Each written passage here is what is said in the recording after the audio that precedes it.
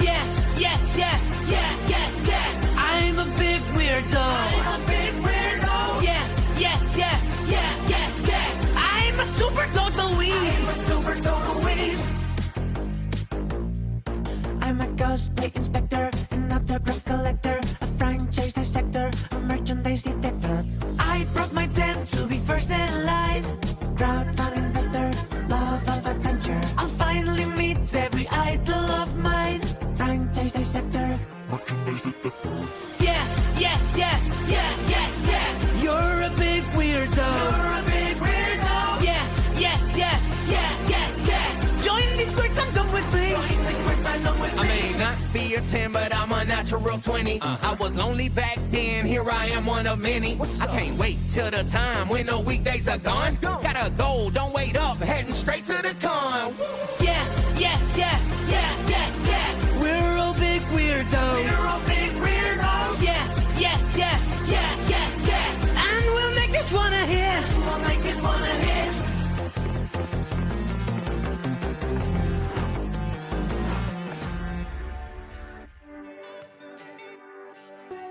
Testing, mic check. Cinnamon buns, cinnamon buns, cinnamon buns.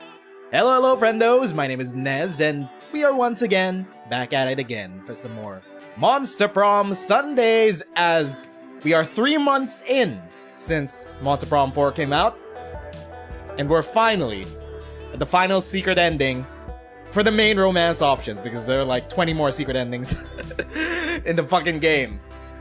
Still no mics yet? No, the mics have been checked. Hello, hello, Kitty, Groceries, Riku, Liz. Welcome, welcome, friendos.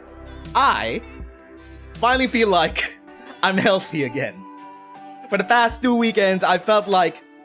Okay, one time I felt like I was dying. The other time, halfway through, we were fine. And then I suddenly felt like I was dying. And somehow, I feel healthy again. Knock on wood. Hello, hello, Skyla. We skipped Jesse. Damn, I skipped Jesse. Guess he isn't here. It's just a win, by the way. Anyway, aside from that, I still kind of got like K-pop Demon Hunter brain rot, even after like a week. It's wild. There's a lot of earworms in that movie.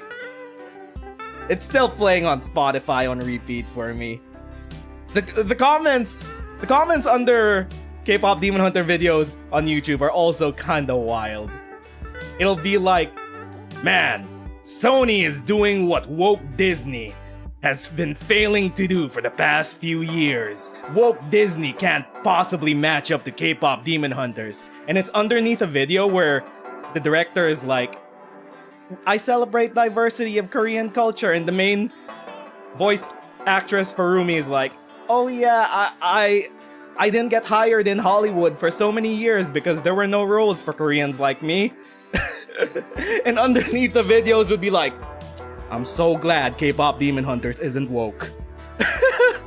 It's wild. Anyway, glad I got over my cold. I sound good. Yeah, who's my favorite stand? I mean, there's so many to pick from. There's a lot of really obscure JOJO stands in that universe.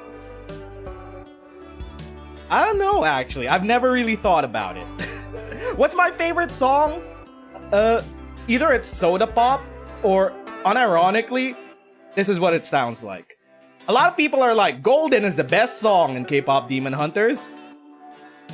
I feel like I'm the only one that thinks this is what it sounds like is the best song in K-pop Demon Hunters. You have a question? Will there be streams of where I play with viewers in chat? Normally I don't do those because it's hard to set up.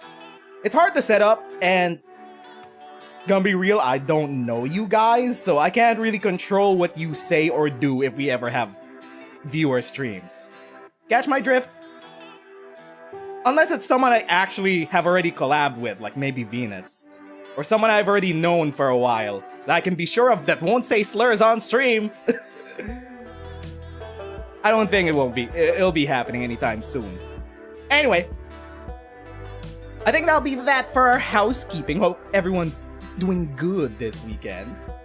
As Mossman been made as a DLC yet? Yes, they are a playable character. You've only played Persona 4 and you've never seen JOJO. Well, I wonder how this plotline's gonna feel like if you've never actually seen JOJO. So, I guess we'll find out. Let's start. I will adjust my chair. 1 player, regular game, Kawaii Future Base.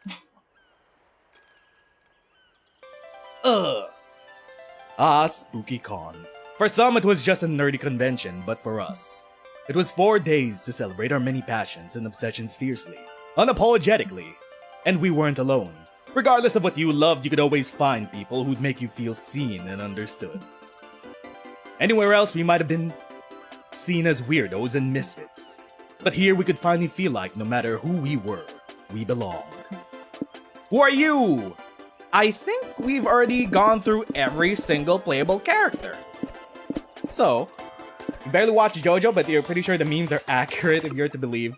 That's the thing with JOJO. The anime for JOJO is so behind the manga. Like, if you're an anime viewer only, and you only consume JOJO from the anime, you are so behind the story of JOJO's.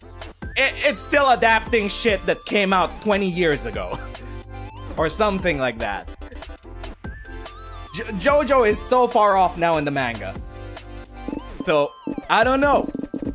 I feel like, who would be the last to romance Liam? Let's go with Mossman again. This will be the last stream you'll watch of Mozzacon. Your schedule's fucked. We'll make it a good last stream. Ah! There we go. Words are hard. Have fun and gossip hard. Do you think D4C will be called Filthy Axe as a reasonable price in the anime? Yes, we're playing Mothman. Mossman! But as dreamy as SpookyCon was, it also came with its own set of pressures, some of which we already knew so well. At the end of those 4 days, the afterparty loomed over our heads, posing that one evergreen question. Would we get a date for that night? As uncertainty plagued our hearts, we couldn't help but think of the 6 hottest nerds at the con. Cool. Zoe, an eldritch cutie who went from endless dating harbinger of destruction to author of renowned fanfic Liam Prom. That's an awful Liam de Leoncourt, a hipster vampire whose standoffish demeanor hid the fact that he was a truly lovable dork. Hooray! Doug Campbell, a kind-hearted slime that was incredibly broke from supporting all the fandoms that he loved.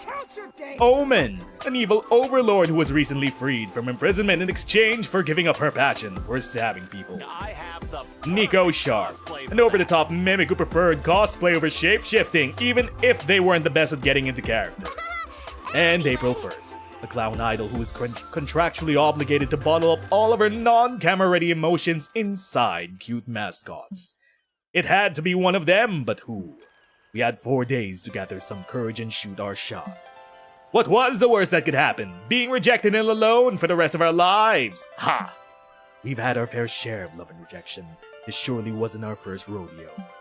And as soon as we had grown to know ourselves, we realized we felt more confident. Tell us 3 things that you like. I feel like for this run, we should be bold maxing. So how do we bold max with a bunch of world domination? That sounds bold. Documentaries with jump scares sounds bold. And then maybe power scaling your friends. Choose your top 3 favorite villain archetypes. The angry one. And then the smart one. And then the goofy one, Mulatto. We'd also do smarts for this plotline, yes. We weren't new to all this, so this time we challenged ourselves with a goal other than finding love. With the support of Zoe and Liam, we had decided to take on a project we'd been putting off for too long. Let's write something. Making our own comic. We had so many ideas, and yet we always found excuses not to work on them. But the con was the perfect setting to find inspiration and go for it. Okay, choose our genre. I feel like if we want to go bold, we either go shonen, superheroes, or sports. Let's go with sports. Sure, why not? The fear of failure had stopped us for too long, but then we reminded ourselves of the one thing that always kept us going. That we were young and afraid. And we were ready to start. What? Day one. Tell everyone about this. Okay, let's go to the lobby. Oh, Persona. It's Joker. You're walking around with your favorite magical girl wig on. It's itchy as hell. I mean, if you think about it, Persona 5 is kind of sort of a magical girl game. You do have magical transformations, yes. You scratch your head under your wig.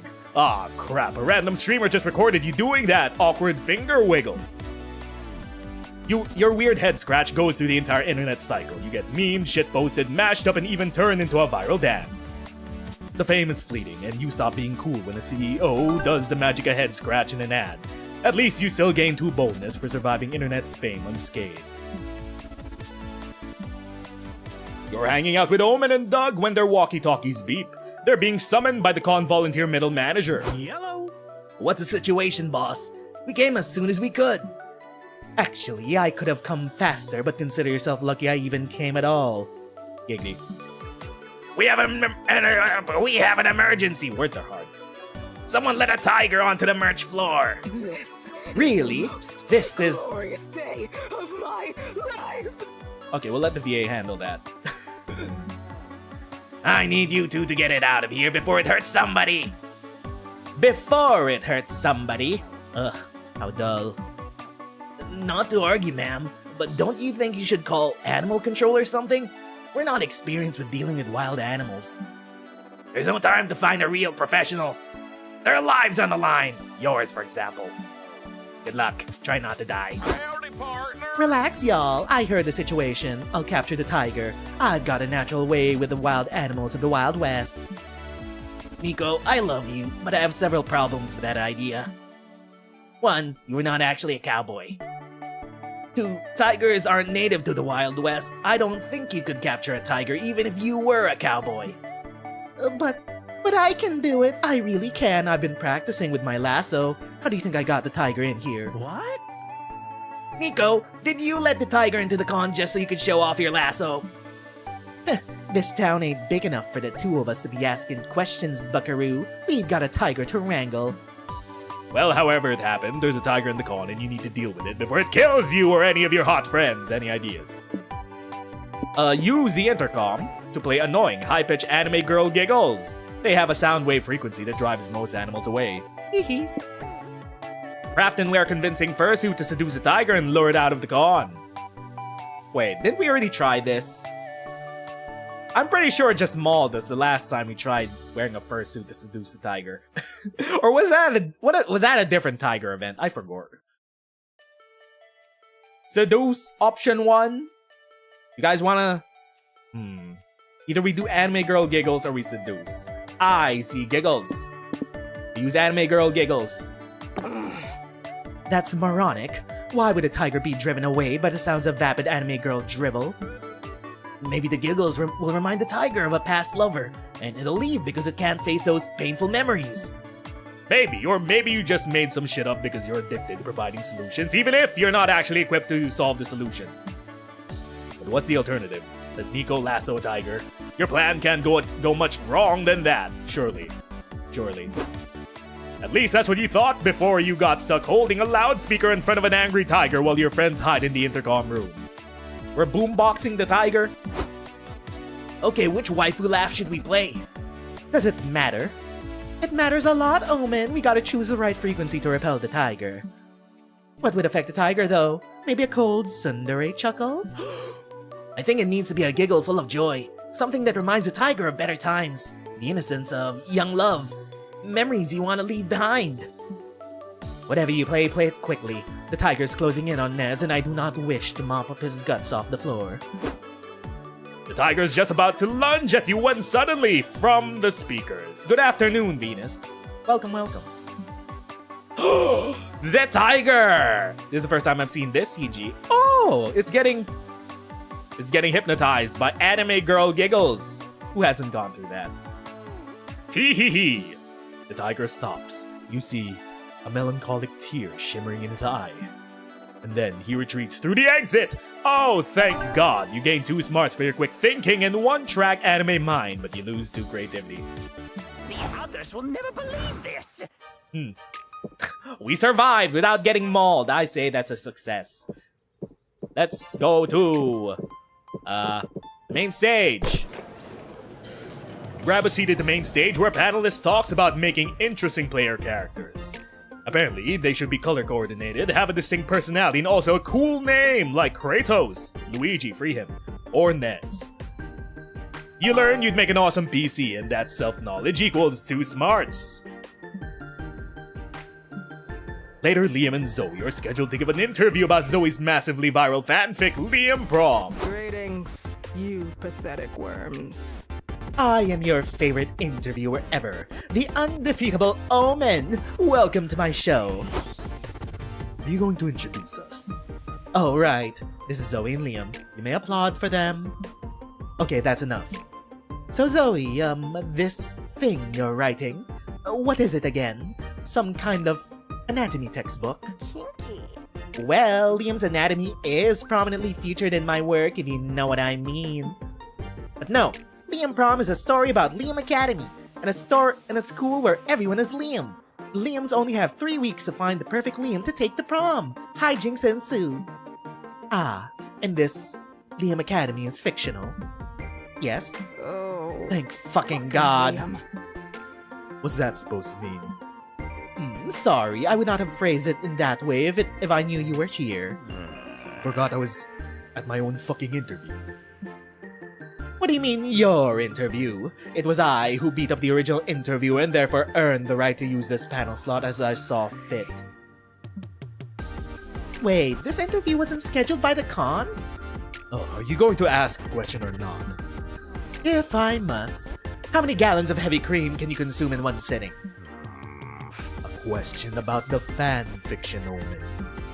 The rest of Omen's questions aren't much better, so when the audience Q&A starts, you know it's up to you to save this. Liam, do you think agreeing to let Zoe write a fan fiction where all the characters are you as an act of intense egotism? Or a total deconstruction of your ego? Liam, if all the Liams represent different aspects of yourself, which Liam represents your butt? Wait a minute. Hold up, we haven't seen Butt Liam yet. Of all the marketing material I've seen for Monster Prom 4, I haven't seen Butt Liam at all in these past 3 months. Will this get us a Butt Liam CG? That depends on how you look at it. Every Liam is a representation of the complexity of my soul. Really? I thought it was kind of obvious that Butt Liam represents your butt. That's a very literal interpretation of a deceptively complex metaphor. It's a giant floating butt with your face on it, Liam. It doesn't get much more literal than that. But Liam is actually a reflection of my humility and, how I am not averse to sometimes being the butt of the joke. I saw him as more of a silly floating butt with your face on it. Butts are fun. Especially if they have Liam's stupid face on them. Yes, that's the face! But Liam! Worth it? Okay, it's beautiful. Huh. Well, we have to censor this video. Will this stream be demonetized because of Butt Liam? Worth it? It is a round, juicy, cheeked up butt. Holy, wait a minute. How does that... Your form betrays you, Liam. How does that fit in your lanky, square-ass, skinny jeans? Don't be grumpy, just look at Butt Liam. Doesn't he fill your heart with joy? Not bad. Well, I must admit, my face does improve the aesthetics of the standard butt. Now the real question is, does Liam's actual butt have a face of Liam on it? I'm sure the audience wants to know. Sadly, you have to move on to the next question, leaving that huge mystery unsolved. You gain 2 fun and lose 2 smarts for asking questions about butts. Look at the lights. You know, puns are illegal. Is it worth the arrest? Maybe. Puns are still illegal. You can't smack the butt though. It's a very smackable butt. Let's go to the merch hall. Ooh! Is that a self-portrait? Is that a cryptid photo of one of Moss's relatives? You're walking around the merch hall, sipping a cup of coffee. Suddenly, a deluxe words are hard. A deluxe box set edition of One Kick Boy makes you spit out your coffee. Your spit take lands on the box set because you have great aim, but very bad luck. The vendor gives you the box set at a discount because after all, it is not in mint condition anymore. Your brand new box set and your excellent spitting skills give you 2 charm. It's a commission! Oh yeah, it's one of those artist commissions. You, Zoe and Omen, decide to visit Liam's Yaoi art stand. Hopefully he offers a friends and family discount. The 3 of you find him motionless, staring wide-eyed at a piece of paper. He seems unnerved. Is that an Eva shirt, Liam? You good, buddy? Yes, I am good. I might even be too good. I was just doing some warm-up sketches, trying to capture men in the throes of glorious passion, when I drew this. Holy fuck. What is the matter with you two? You look as if you stumbled upon an ambush. Let me see. This is the most beautiful cock I've ever seen. I know. Liam, I have a confession to make. I've always secretly thought that your yaoi hobby was stupid. Secretly? You told me twice just yesterday. Whatever. The important thing is that I stand corrected. This penis is the most glorious thing I've ever gazed upon. Are you selling this one? Name your price. I'll give you anything. The cock to end all cocks. I will give you $5. Wait, account for inflation.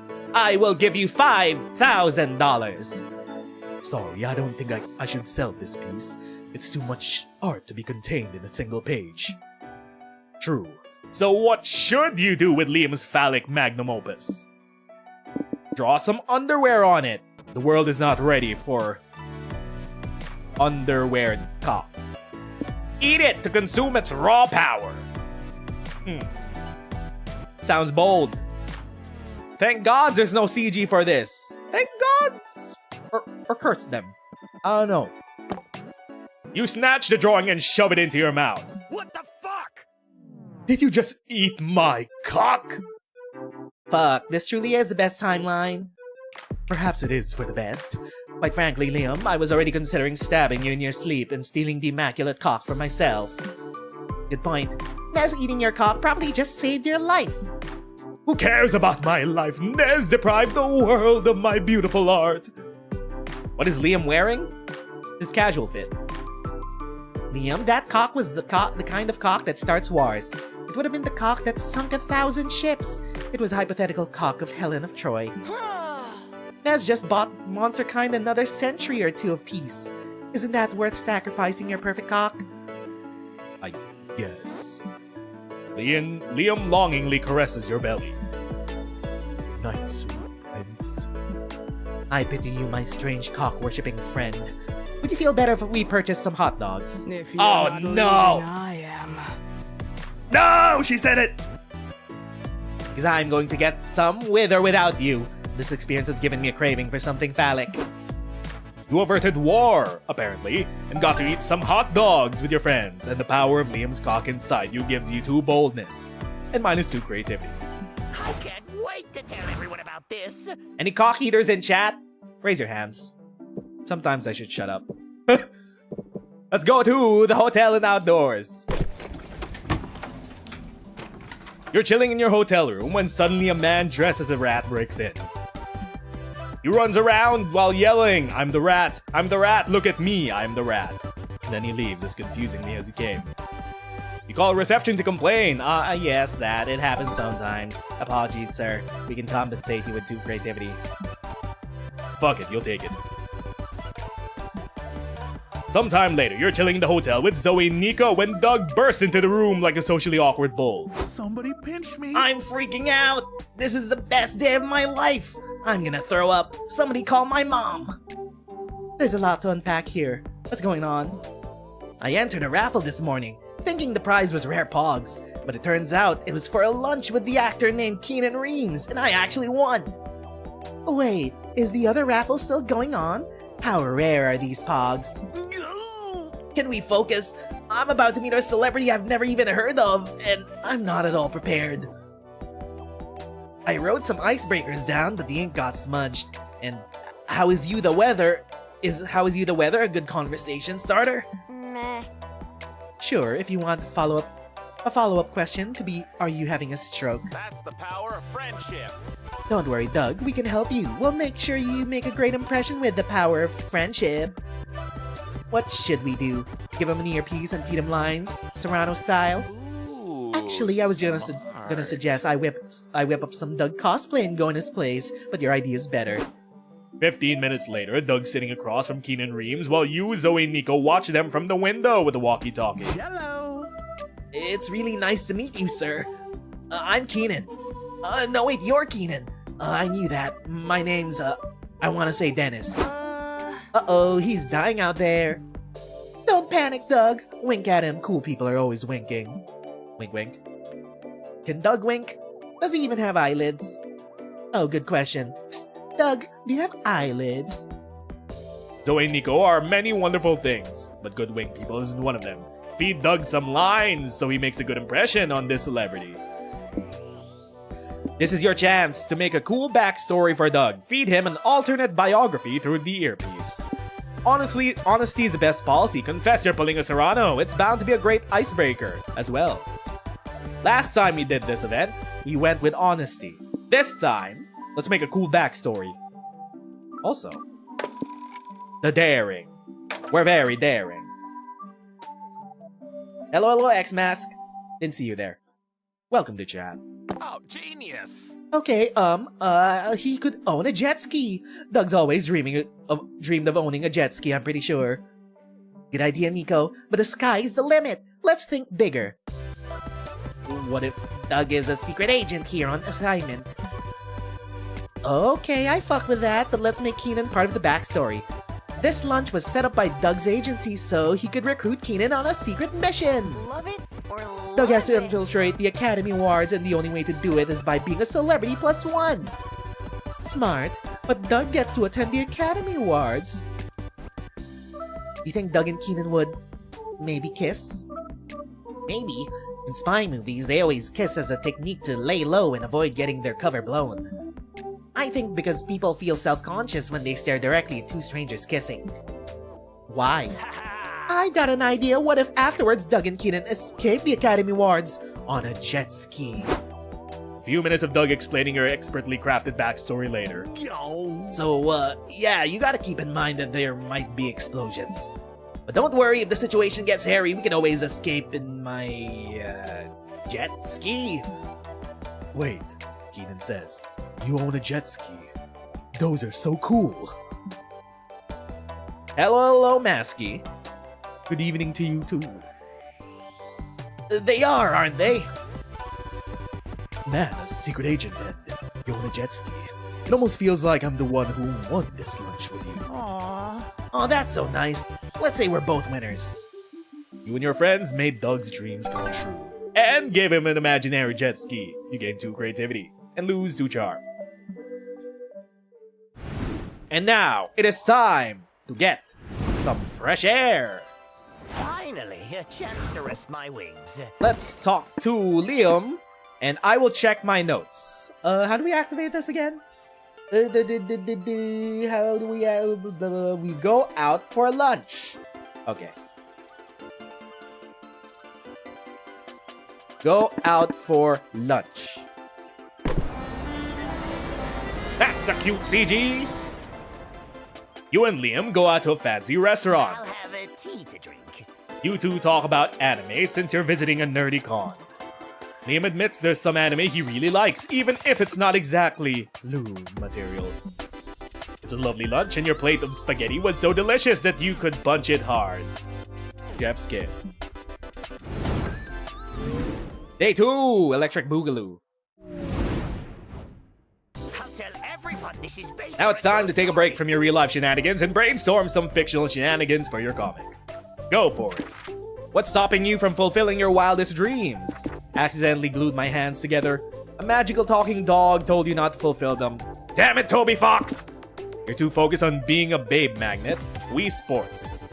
I don't know which one of these is actually bold. I feel like sports might be it, or a babe magnet. Could be either. Ah! Is it babe magnet? Why did you get kicked out of the bowling alley? For moaning every time you put your fingers in the ball's holes. For making very believable horse sounds. For licking every ball to make sure that they're balls and not cake. It's called the scientific method. For stabbing your opponents in one eye to mess with their depth perception.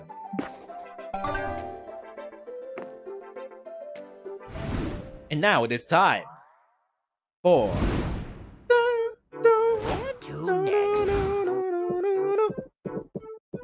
Time to get bizarre, baby. You're roaming around the lobby when you find someone with your exact same cosplay. Unacceptable. You decide to solve this conflict the traditional way, a knife fight to death. The other cosplayer doesn't carry a knife, so he gets automatically disqualified. You win the right to cosplay. You gain 2 boldness for always carrying a knife for no reason at all, and because I'm kind of scared of you. Disclaimer. The following event will repeatedly mention a certain piece of fiction. Despite what it may seem, no deep knowledge of said fiction is needed to navigate the event. Ooh! Convenient! If you haven't seen JOJO, this should be fine. Later you come back to the hotel and find Nico and Zoe knocking on Liam's door. What is it now? I was just getting ready for my skincare routine. Liam, there's no time for caring about your skin. Nico needs your help. Yeah, I'm cosplaying as a vampire, and you're the best vampire I know. I guess I can help you give a sensitive portrayal of vampires. Show me what you got so far.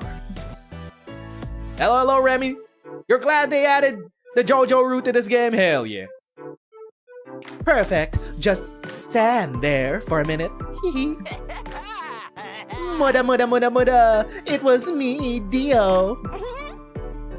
You said the thing. Stellar JOJO reference there. Okay, so far I know the basics of vampires, like how you get your powers from a cursed stone mask and how you can stop time. Zawaruto. What? Also, why the steamroller? It's a JOJO reference. It's the #1 fighting technique of any vampire, summoning a steamroller. Oh.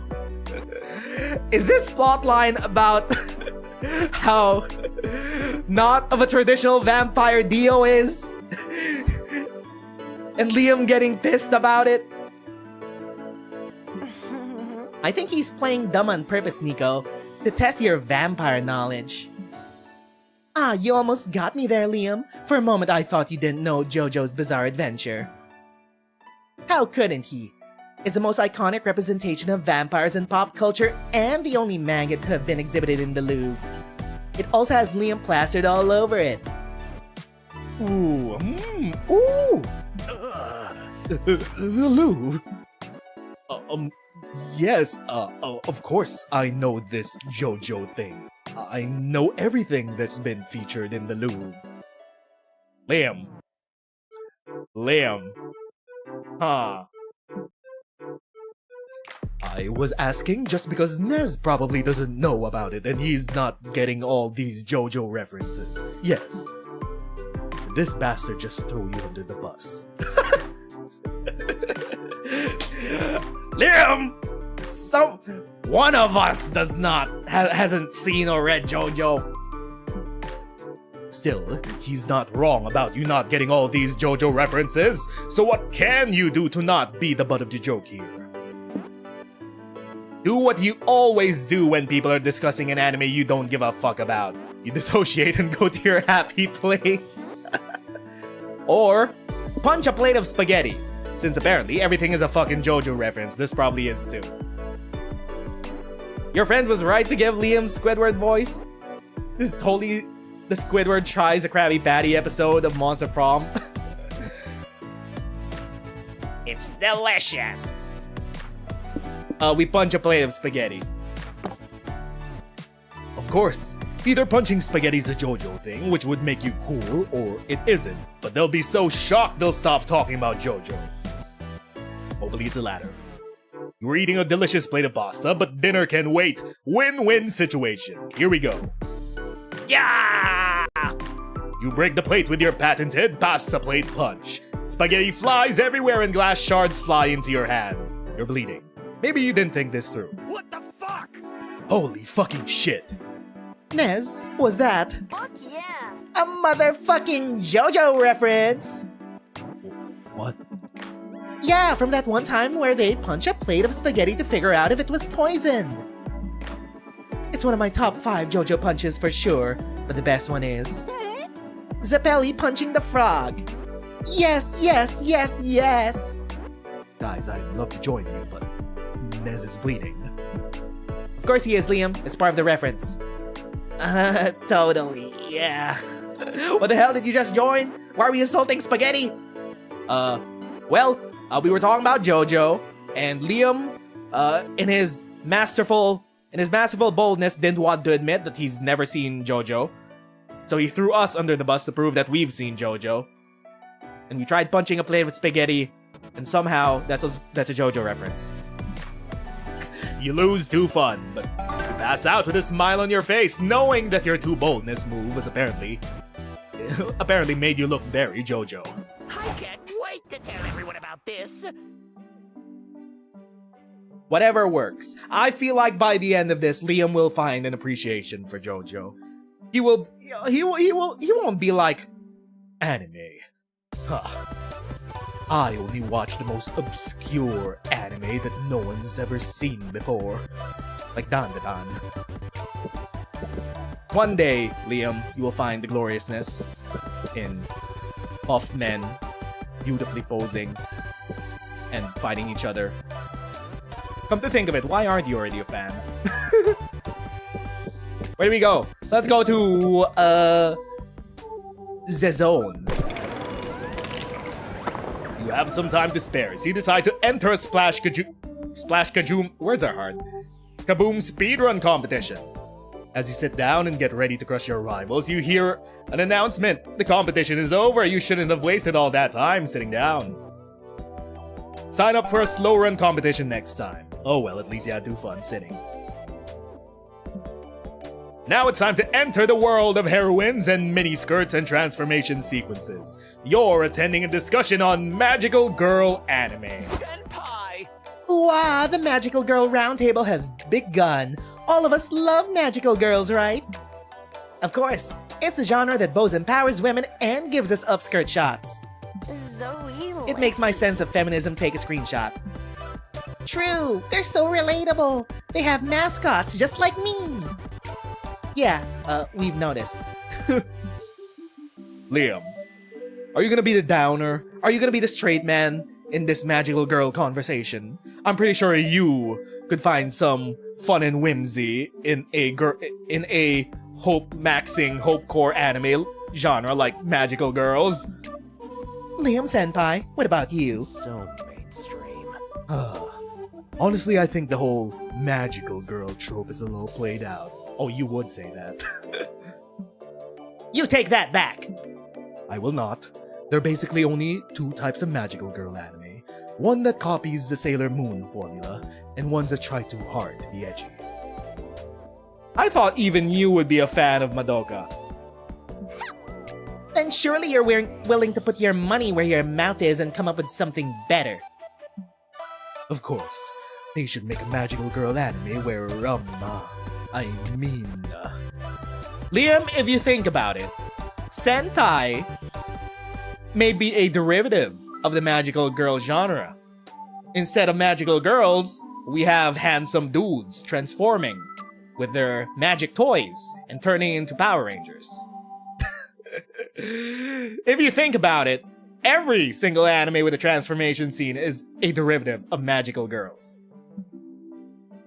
Nez, you and I were just talking about this the other day. Tell everyone about my amazing subversion of magical girl tropes. Please? Aw, how could you say no to such a pathetically cute request? Come up with a new twist on the magical girl genre.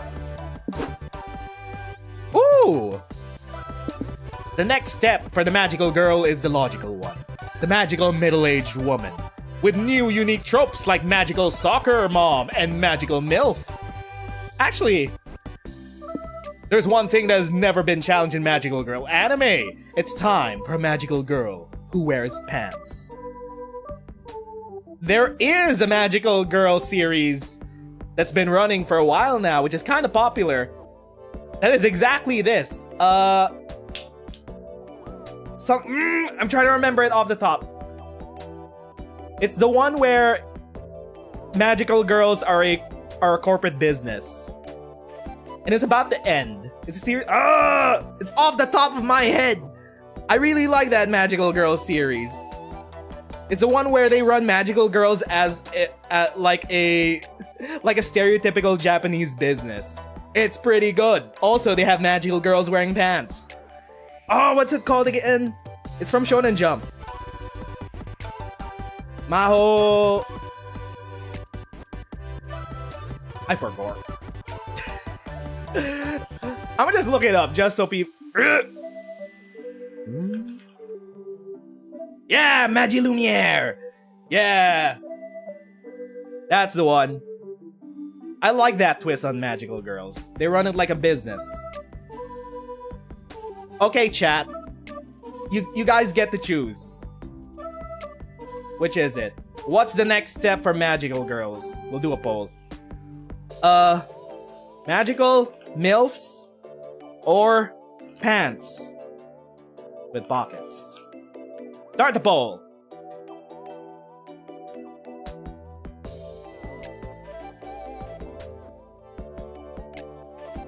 Girly pops, show up in chat. What's the next step for magical girls?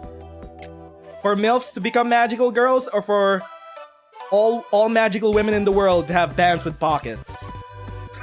The pants with pockets is winning!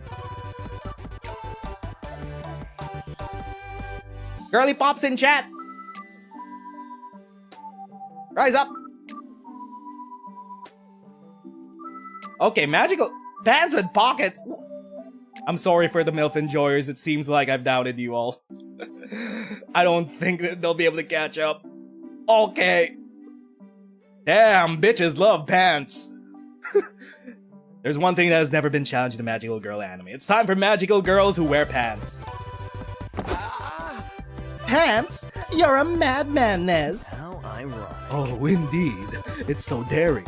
We've had magical girls with leggings. We've even had magical girls with impractically short shorts. But pants, that's never been done. I don't know. Is that really that groundbreaking just to change a costume? Zoe grabs April's face and leans in, nose to nose. Ooh. April, my sweet naive child. Magical girls have been denied pants for one reason and one reason only. Because skirts are cute? Okay, 2 reasons. But the main reason was to stop magical girls from accessing the power of... Don't tell me I predicted this joke a mile away. Pockets. I saw this punchline a mile away! I've never seen this event before. Yes. Imagine all the things magical girls could carry if they had pockets. A power drill, a gun, a wallet. It is kinda annoying that whenever I wear this cosplay, I have to carry my wallet clenched between my butt cheeks. Don't you have a literal chest hanging off your hips that you could keep your wallet in? No. You don't want to know what's inside my chest. Besides, it'd be out of character to keep my wallet anywhere but my butt. April, back me up here. No. I don't carry my wallet clenched between my butt cheeks. And neither will the other magical girls once we show them the wonder of pants. You all spend the rest of the day discussing your idea. Also, April decides to prove that her wallet is not stored between her butt cheeks. Mind blown. Ooh! You gain 2 creativity for adding this huge twist to the magical girl genre. But lose 2 smarts. The others will never believe this. Pockets. Saw that punchline far away. Where do we go? Let's go to the merch hall. Actually, the merch hall. The ancient art of the wallet clench.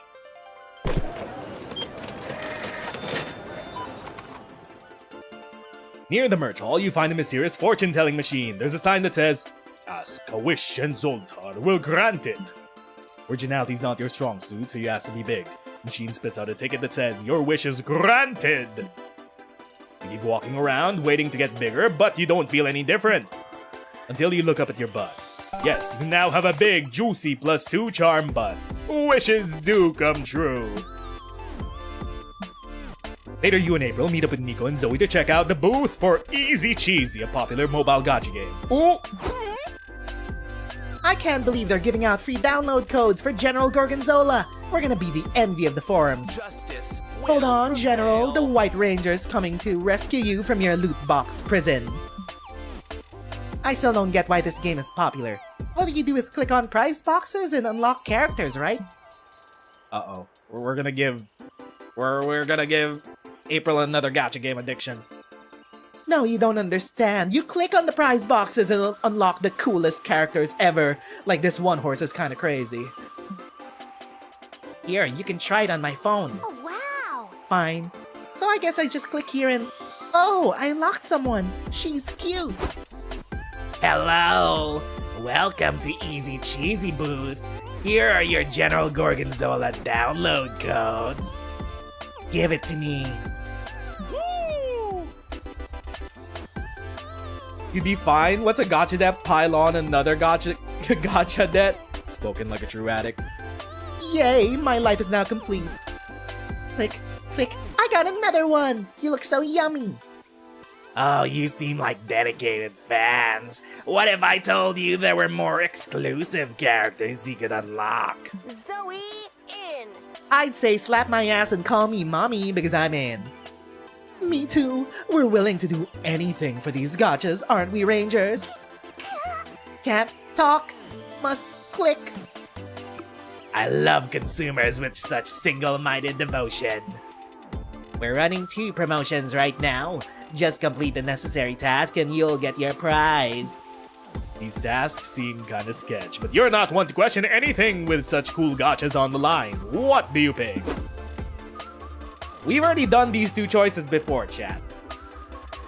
So we go with either Lady Camembert, the Dark Mistress, or Pepper Jack, Fire Fist. Which cheese should we choose? When you said horse, your mind immediately went to Uma. Commit 5 crimes in the name of the game. Reconnect with your estranged childhood best friend and convince them to download the gacha game. Crimes. We went with Pepper Jack last time. Actually, we've already done both of these before. We'll go with the bold maxing one. Bold maxing! We are the no fucks giver! We choose the MILF with the giant gorgonzolas! Oh, how bold! Just come back with a video proof of the crimes you committed and you're all set. Oh. It's 5 crimes committed between the 4 of us, right? Nice try, 5 crimes apiece. 12 crimes committed as a group, final offer. You drive a hard bargain, but it's a deal. I don't suppose you want a job on our sales team? Fuck yeah. Only if you hire known felons. Come on, gang, it's crime time. Oh, do we have to do crimes? Rangers are supposed to be good guys. Nico, there is a Lady Camembert on the line. This is worth it. Good point. Camembert. True, what was I thinking? Let's go. One glorious crime spree set to a 2010s party rock anthem later. Let's see. We've got littering, vandalism, murder, grand theft auto, another murder, arson, jaywalking, ooh, a triple murder. Points for style. And what's this one? I don't get it. 4 counts of voter fraud. Okay, there seems to be more than enough here. Here are your Lady Camembert download codes. You've earned them. Keep playing Easy Cheesy. Remember, we have blackmail material on you if you ever stop. Thanks. Tomboy or MILF, what are your thoughts? Elon Musk is at you. That was fun, but I still don't get why you committed 2 extra murders, April. I wanted to be thorough in case any of you fell short. 2 extra murders? Someone's hogging out today. Oh, how thoughtful. You gain 2 boldness for committing crimes in the name of gachas, but lose 2 charm. Off to find some juicy gossip. The gun haver. Let's go to hotel and outdoors. You get an ice cream cone at the food stand. Damn, you ate it too fast. Brain freeze. You feel like you can't move. You stand still for what seems like ages. The entire con passes in front of you. You imagine everything you'll miss out on now that you're forever frozen.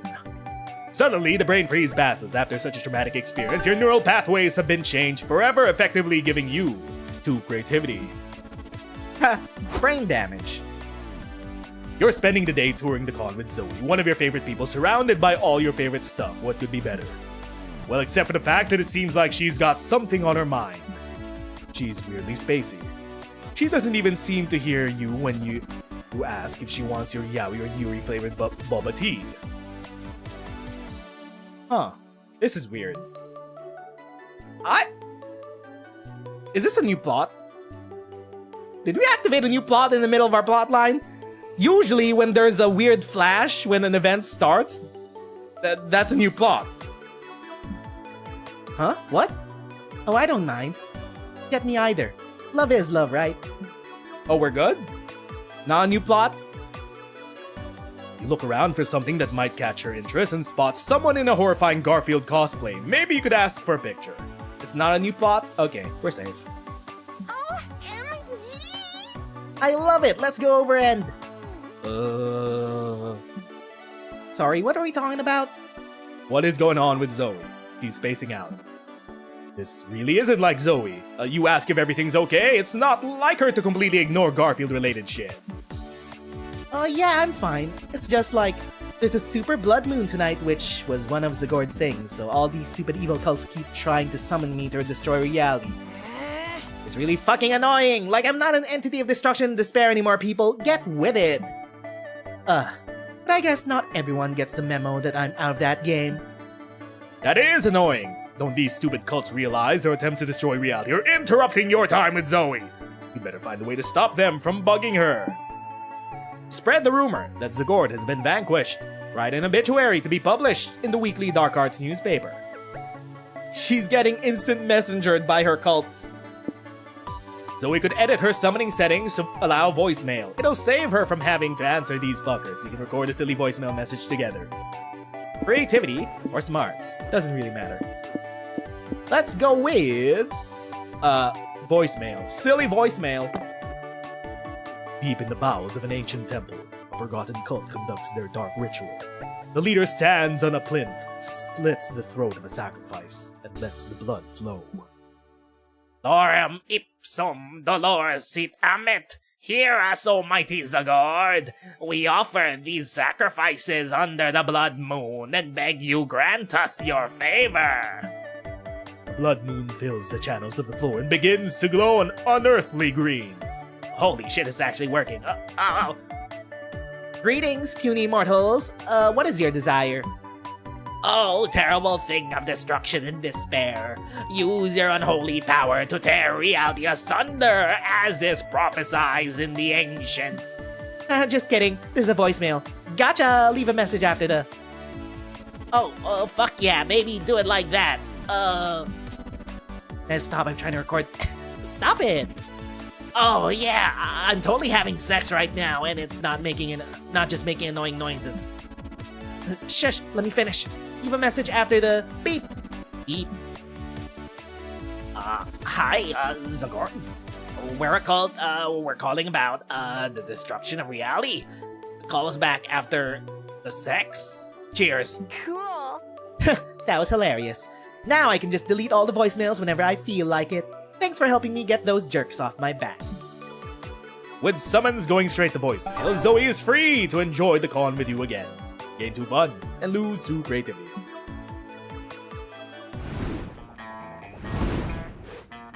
It is time for the shop.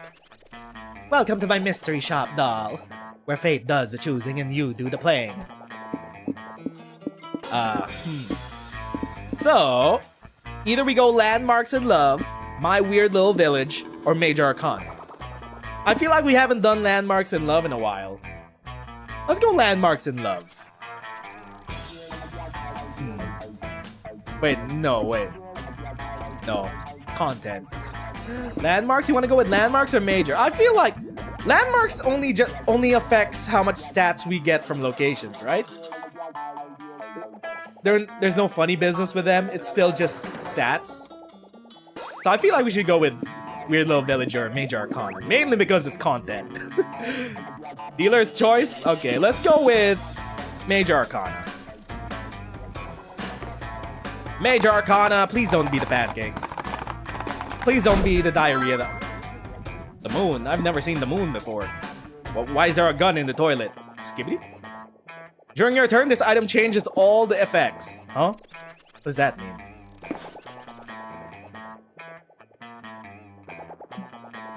Thanks for stopping by. Sound effects. Let's write something juicy. Can you guess what time it is? Yep, it's comic time. Time to brainstorm. Recurring nightmare that you have. You're part of an arranged marriage with 4 people. You borrowed your dear grandpa's farm and you can't remember where you put it. You must play a sports match and the losers get their legs broken with a pipe. You're forced to eat a very long sandwich.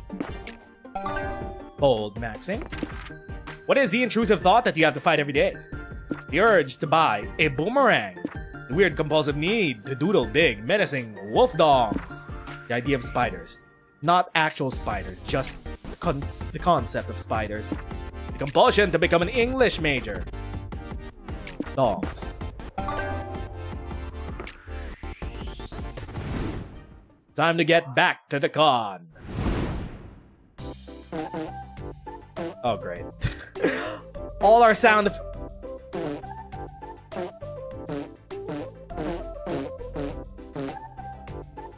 Great. Boldness. You're roaming around the lobby when a tiny little dude pulls your shirt and whispers, "Hey, you need water? It's important to stay hydrated." He offers you a bottle. You get so nervous about this social interaction that you temporarily forget how to properly use a bottle. You water yourself like an awkward little flower that you are. You thank the stranger who left confused. Gotta hydrate. I'm just gonna drink because I got reminded.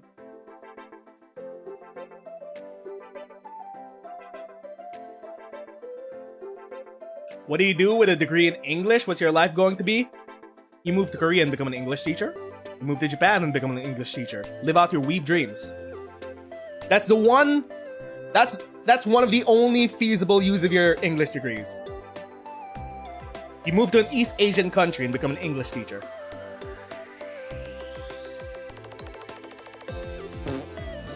Well, if it's not so bad, what if the water was laced? Good thing you didn't manage to drink it like a normal person. You gain 2 boldness for navigating a potential dangerous situation. Pee pee poo poo caca. This is not a family-friendly stream. Hey Liam, love what you've done with the place. Fuck bookshelves, right? What? No, it's not like that. Our last conversation made me realize I don't know enough about JOJO, so I spent the last 72 hours studying. Ah, finally getting back in touch with your ancestors' history. They're not my ancestors. Oh, forget it. I need you to tell me if I got this right. So, the story is divided in parts, which are all different stories loosely connected by the main characters being related. And this Dio is a vampire who gets obsessed with his stepbrother Jonathan, so much that he torments Jonathan's whole lineage. Right, the Joestar family. This connection between vampires and JoJos would explain why you dated Joy Johnson Jojima. She technically is a JoJo by name. Wait a minute. Oh, wait a minute. How long has that setup been in this franchise? Was that set up in this franchise for this long just for them to finally pull the punchline in Monster Prom 4? You're telling me that Joy is a JoJo? Right. She's a JoJo. So Dio's vampiric powers include stopping time, regeneration, immortality, and shooting lasers through his eyes. Exactly! But once reality resets, he gets a power that's different from stopping time, yet sort of equivalent. Which is... Turning into a dinosaur. Of course, yes, that's how vampires are. And the series relies on this Hammond power system, and then it drops that by part 3 and replaces it with stands, which is basically each character having a unique power. Yup, like this guy who can create zippers on any surface, or an orangutan who could summon a ghost freighter. Oh, so that's the meme about what that meme was about. Dang, these JOJO references are hard to understand, and reading the manga is giving me a slight headache. Maybe you could put on the anime in the background while you read the manga. Yes, that could work. Oh no, Liam's considering the idea. That idea is proof he's going down a dangerous rabbit hole. Help Liam avoid the pitfalls of confusing lore. You've gone down 1 or 2 rabbit holes yourself, And you've learned the best way to avoid getting stuck. You cover Liam in lube. Or, brain rot happens when you think too much about something. Hit Liam with a shovel every 40 minutes so he cannot think properly at all. Liam's relationship with Joy was 100% intentional. This Dino AIDS. Is farting a JOJO reference? At a certain point, it becomes one. In the future, eventually. Lube him up! Grease him up! I'm sorry, but we're bold maxing. We don't have a choice. Good thing you're carrying your emergency shovel. You sneak behind Liam but you're shit at sneaking. So he hears you. What do you think you're doing with that shovel? I'm looking for buried treasure. Right. Can you do it away from me, please? Sure, but stay still, please. It's important. To find the treasure, I mean.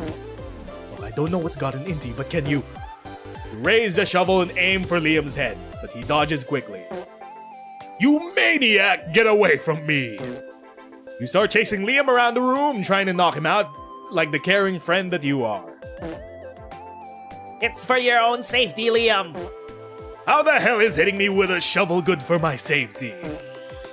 We both stop after a few minutes, panting and exhausted. Can't you see I care about you? I don't want you to get stuck in a rabbit hole. Look, I appreciate your concern, but there's nothing to worry about. I promise I'll be careful about reading up on JOJO. That's a relief. Let's hug. Oh, you're approaching me. That's a JOJO reference. Don't be fooled, Nez. It's a JOJO reference. You hit Liam in the head with a shovel. Fucking JOJO. Look at him. He looks so peaceful. Do you think he's dreaming about JOJO's? Hopefully not. Your work here is done. Gain 2 boldness for your daring methods. But lose 2 fun. I don't know how much more parts I can take. Let's go to the hotel. You decide to hit the hotel bar for a cocktail because you're classy like that. It's a pity you don't know shit about cocktails when the waiter comes. You panic and order made-up cocktails like Twisted Torso and Hug on a Hill and a vacuum cleaner. What do you know? They do have those cocktails. You proved your credentials as a cocktail connoisseur. And you totally get shit-faced thanks to your 2 creativity for coming up with drink names. You come across your favorite lovable slime guy. He seems fixated on a small beeping device that sounds like chiptune and nostalgia. Oh hey, Nez. Check out my new virtual pet. Isn't it cool? The screen is covered in pop-ups promising hot, horny singles in your area. Oh, that's a QuickTime event. You gotta click as many ads as possible to get your pet a cookie. This thing's full of fun mini-games. I just did one where I entered my social security number and my pet got a fancy hat. Neat, right? Poor sweet cybersecurity ignorant Doug. You casually ask where he bought this disaster waiting to happen. That's the great part. I got it for free. I got lost in the weird dark hallway of the con and a mysterious stranger offered it to me. You do not listen to the backrooms guy! At first I thought it was a little weird, but he insisted like 3 different times that it's not a scam, so I figured it's probably not a scam. I think he called it, Tamagotcha? Right. You ask if he could play with a Tamagotcha for a bit while he grabs you both, well, some sodas. Doug always is happy to oblige, so he obliges. As soon as he's gone, you do the only sensible thing you can. Flush the Tamagotcha down the toilet. Your dog says hello? Hello, doggo. No tech in Labubu, it's just a plushie? I think Labubus are a bit too current for when they wrote Monster Prom 4. Sure, you could have just told Doug it was a scam, but he was already too attached to the pet. This was definitely the kindest move. I got the sodas. 1 for you, 1 for me, and 1 for... Hey, where'd my pet go? I thought you were looking after it. Aw, Beans, you can't very well tell him the truth. He'd be heartbroken. Come up with something else. Build and animate a flesh construct and tell Doug there was a whole Pinocchio situation while he was out, and now this is the pet. Best lies are half-truths. Tell Doug the pet went down the toilet. Willingly. We've already done the scary amalgamation of flesh that tried to be his child. Let's go with the toilet. Listen, Doug. I've got to tell you something. Your pet went down the toilet. The toilet? Don't tell me you dropped it. Of its own free will and volition. Oh. Huh. Why? It was a difficult decision for it to make. It did thought it long and hard, but it decided it had to face its destiny and do the right thing. Its destiny? To become the mayor of Flushed Pet City. Yeah, you know, the magical city where all flushed pets go to live in. So my pet was destined to become a mayor? What kind of platform is it running on? Your pet's campaign is mostly based around improved city sanitation and being the chosen one prophesied to prevent the oncoming apocalypse. Sounds like it would win my vote. Should we be worried about this apocalypse thing, though? No, your pet told me the threat was very localized to just Flushed Pet City, so you shouldn't worry. Its last words were, "Tell Doug thanks for being such a great owner. And not to question this story at all, I'm just going to be fine." Wow. Of course I support my pet's mayoral destiny. I just wish I got the chance to say goodbye, you know? To give Doug a sense of closure, we help him make some campaign posters and badges. Solemnly flush them down the toilet too. Goodbye, little buddy. I'll never forget you. Do me proud. Oh, am I kidding? I'll be proud no matter what. You gain 2 charm for spinning such convincing lies, but you lose 2 smarts. Look, man, sometimes the punchlines write themselves and you gotta stay quiet. Let's go to the main stage. You decide to watch a panel discussing fighting game archetypes. Your main goal is to determine which archetype you'd be. Are you a grappler? Are you a zoner?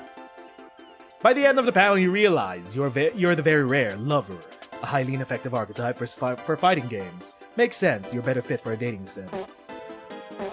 You gain 2 smarts for achieving such self-awareness. You, April, Nico, and Omen decided to attend Werewolves Live, an event where everyone in the audience plays the social deduction game Werewolf. Under your chair is a card with your secret role. You're a powerless villager, yay! Everyone closes their eyes, and when the game master tells you to open them again, 3 players are dead, and you have 3 werewolves to find. Amogus. The case of the hidden werewolf. I remember it well. The sky was gray. I was sweating my ass off in my trench coat, and Omen had a look of wolfish murder in her eyes. That is not intentional, I just have resting murder face. Oh, Omen, that foul femme fatale. Could I trust her? My head said no, but the whiskey in my blood and the tightness in my pants said... Probably not, but screw it. Who are you talking to, Nico? Are you you having a nervous breakdown? Are you on drugs? Do you need drugs?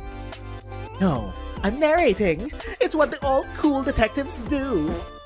Now, Omen, let's cut straight to the chase, doll. No chaser. Are you a werewolf? No.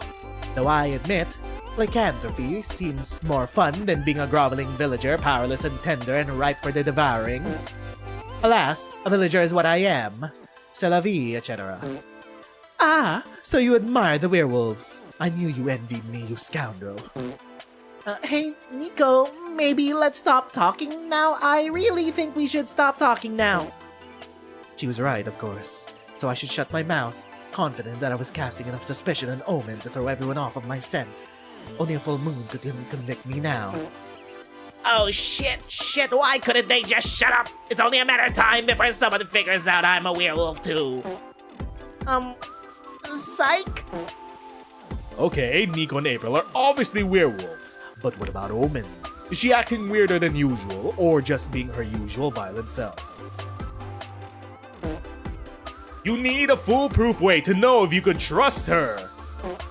Maybe we're the werewolf. It was me all along. That's also a JOJO reference. Moon Omen! Wolves are known for having a strong connection to mooning, or the moon, or something. Build a house and see if Omen has a strong desire to blow it. Wolves love blowing. Giggity.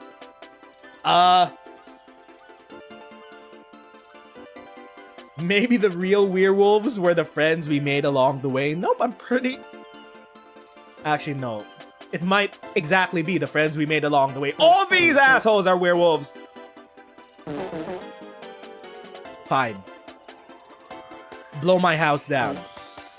You assemble a little house out of random materials you find in the amphitheater. Plywood, plastic chairs, empty popcorn bags. It's DIY for sure. What are you doing, Nez? A shelter will not protect you from the wily werewolf. From what I've observed in this game, they can psychically kill their prey by merely pointing a finger. They might as well be gods. What do you think of my house, Omen? Does it give you the urge to... blow? Blow? What? Is that a sex thing again? I refuse to perform fellatio, cunnilingus, anilingus, or any other of the other linguses on your shack, Nez. I thought he meant blow like cocaine. Maybe I'm just used to that after my hard-boiled life on the streets. Too bad. I did all my blow earlier. Won't be able to afford more until the next Twatch affiliate check comes in. Honestly, there are a million things Nez could have meant by blow. Nothing worth speculating about, honk honk. Just forget about it. Forget about it! I meant blow in a wolf way. Do you want to blow my house down, Omen?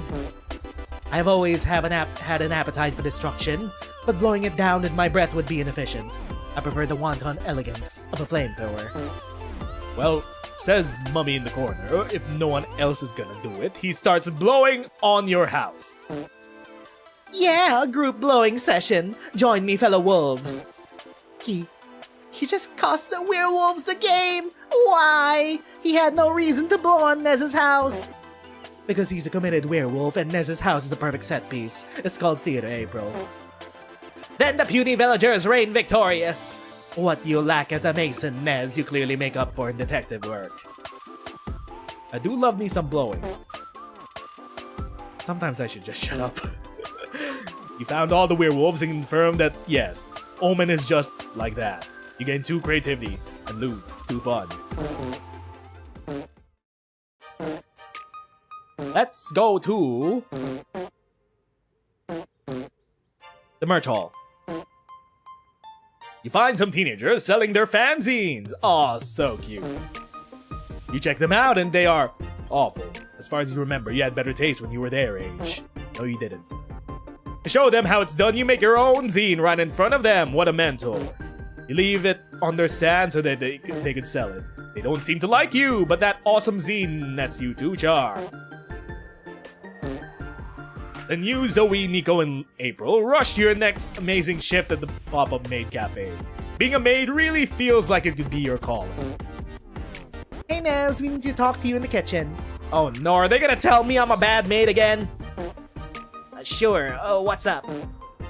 Remember, girls, compliment sandwich. Okay, first of all, those stockings look so cute on you. Your calves were made to maid, haha. But you don't seem to be getting this maid thing at all, and your customers keep leaving. Also, I saw you tying your own shoes the other day. Coming from you, I think that's quite impressive. I say there's room for improvement in the compliment sandwich department, but good job. Not you, Nez. The whole point of this meeting is clearly stating that you are not doing a good job. Oh. Don't worry, you're not completely lost cause. You just need to find your thing.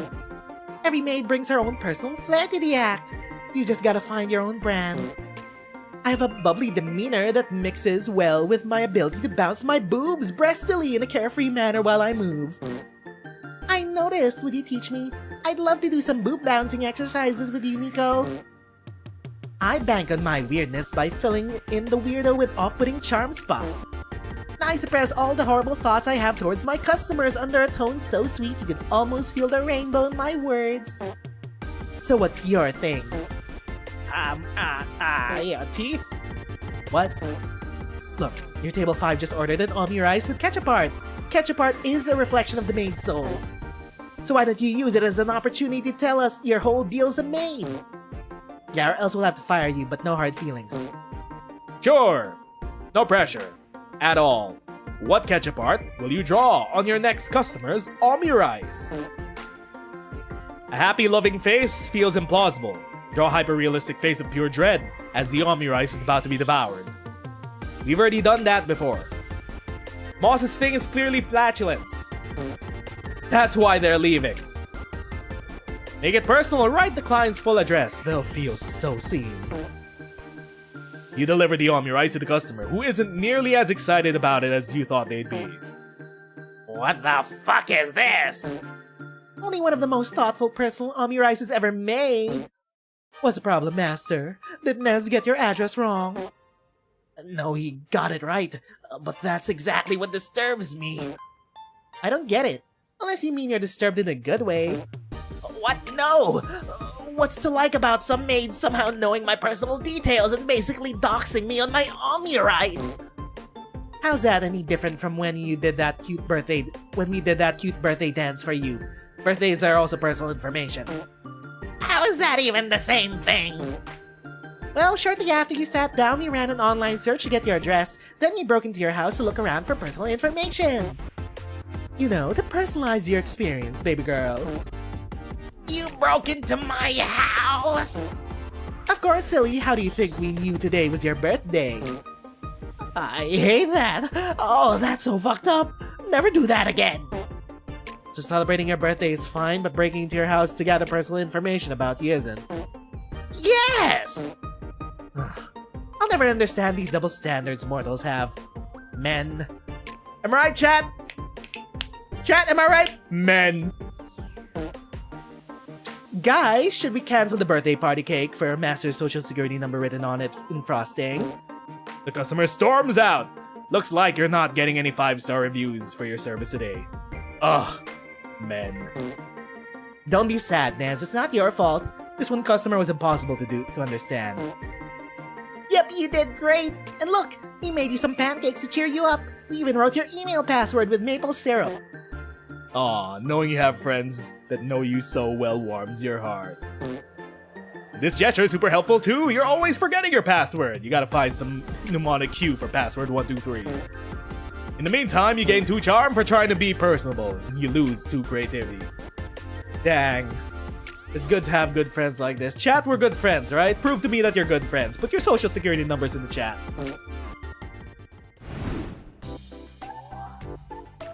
What, no? Food and gossip. Let's My go favorite to... combination. Sit with Liam. Talk about... What do we talk about? How's it gone so far? Oh yeah, pancakes were mentioned. Great. The other Voldemort word. How's it gone going so far? The Spooky Con friend group? The Redemption Arc program? Let's talk about the Spooky Con friend group. You mean, how was the group formed?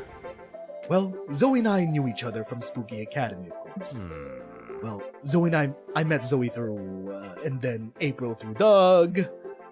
I was the one who brought Omen into the mix, and I'm their sponsor for the Redemption Art program. I try to keep her close while she goes through her first steps of the program, so I convinced her to join us for the con. That was nice of you. Maybe. I just think that building good relationships can help her realize there's a better way of doing things. It was key for me, at least. Good relationships, like me? Sure, like you. Okay, so there's only Nico left. You could say I brought Nico along, although it'd be more accurate to say Nico inserted themselves into the group. Wait, what? Not too long ago, I started attending some improv classes in order to perfect my thespian skills. Nico attended that class too, and, well, they're quite the extrovert, you know. They sort of befriended everyone in the class, except me. They tried, but I politely rejected their friendly advances. I've made more than enough friends over 4 centuries. Ah, the unstoppable friendly force versus the immovable unfriendly object. And I would have won, but alas, one day I was with Zoe and Doug at a cafe when Nico spotted me from across the street. Someone wiser would have understood I wanted to mind my own business, but Nico is surely more charming than they are wise. They came over to say hi, and before I knew it, they were making plans to meet up with Zoe and Doug later. Makes sense. You know what? That totally sounds like Nico. It does. I was irritated at first, but it taught me something. It taught me that sometimes, if you're patient, someone you find annoying can become someone you truly appreciate. Like me? Don't push your luck, you little jester. Look at you, tearing down Liam's grumpy walls. Keep chatting, and your silly japes steal a few more smiles from him. It's a good sight. Nico was like, Liam-senpai, I know we could be friends. We'd be friends no matter I'm what. A genius. Before you know it, the con's almost over, and it's time to put the finishing touches on your comic. Your password is... Eat my asshole. Huh. Why is it familiar to mine? How can you load Mossman's eyes? The glowy eyes is the charming part. You know, it's the kind of eyes you see when a huge natural disaster is about to happen. What's the one thing you hope for? You hope Grandma never asks you? To avenge little Lenny's untimely death. To wax his balls as he wants to look handsome once again. To deliver a baby. To help him buy the first pair of pants he's ever owned. To avenge his death. What would make the NBA much more entertaining? Balls in many different shapes. Players playing on all fours to make displays of their beautiful physiques. Silly hats. A rule that allows 3 stabs per match.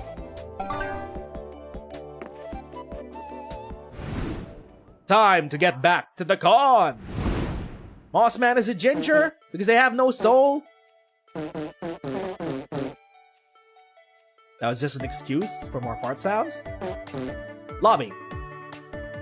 Walking around the lobby, you see a flood of people coming in from other areas. Crowd stampede! Trying not to panic, you remember what your yoga teacher taught you. When you get caught in the middle of a crowd stampede, remember to go with the flow. You do. The flow consists of the crowd trampling you. Still, you gain 2 bonus for braving the stampede. You're walking around aimlessly when you see Zoe and Nico talking to Liam. Liam isn't talking though, he's busy kicking a humidifier. Adjusting my chair. Liam, stop! That poor humidifier has done nothing to deserve it. It's a JOJO reference. Don't you get it? Honestly, I haven't even watched it that much. I mostly just know the memes. Yeah, and I actually just skipped a couple parts. You don't skip JOJO parts? Uh-oh, he's become a fan. He a fan. Liam tries to choke Nico, but you all manage to stop him. Liam. Nez, you need to help us. Liam is broken. He's not broken. He just had a bad case of brain rot. Fandoms will do that to you if you don't take precautions. You're a bit too into JoJo's now, Liam. I don't have brain rot. JoJo is the ultimate work of art. It's a genre-defying piece with endless lore and innumerable quotable lines. The author drew a super vampire turning his hand into a squirrel, and society went and said, "This should be in the Louvre." But look at yourself, Liam. This isn't healthy. You gotta calm down. Come on. Breathe in. Breathe out. Breathing? That's a JoJo reference too. It's how you control the hormone in your body. JoJo is everywhere, even if you look like a JoJo character. Oh. Liam, you're making even less sense than usual. Oh. They're posing. Says the one who just turned into a JoJo drawing. You two are hypocrites. I feel moderately responsible for this. Loud JoJo noises. We need to break him free of the brain rot. What do we do to break him out of the brain rot?